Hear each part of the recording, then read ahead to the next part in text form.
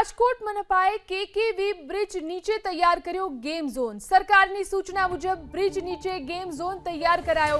Bridge નીચે દબાણ ન થાય તે માટે ગેમ ઝોન તૈયાર કરાયા। નજીવી ફી સાથે ત્યાં બાળકો ગેમનો આનંદ લઈ શકશે। રાજ્ય સરકારની સૂચના મુજબ રાજકોટ શહેરની અંદર જેટલા બ્રિજો છે, બ્રિજની નીચે ક્યાંક ને ક્યાંક નાના મોટા એન્ક્રોચમેન્ટ થતા, ગંદકી થતી, અમદાવાદ, સુરત અને વડોદરા મ્યુનિસિપલ કોર્પોરેશને બ્રિજની નીચે સારા fun park, fun game zone બનાવ્યા છે।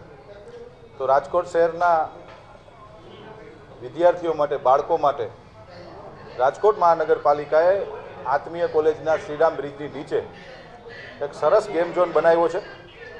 મહાનગરપાલિકા દ્વારા આજરોજ સ્ટેન્ડિંગ કમિટીમાં એ ગેમ ઝોનને મંજૂરી આપવામાં આવી છે। એની અંદર એક નાનું બોક્સ ક્રિકેટ છે, પછી નાની નાની સ્પોર્ટ્સ પ્રવૃત્તિઓ થશે, પાર્કિંગ એરિયા છે, એને પણ આજે અમે લોકોએ મંજૂર કરી છે। અને બહુ નોમિનલ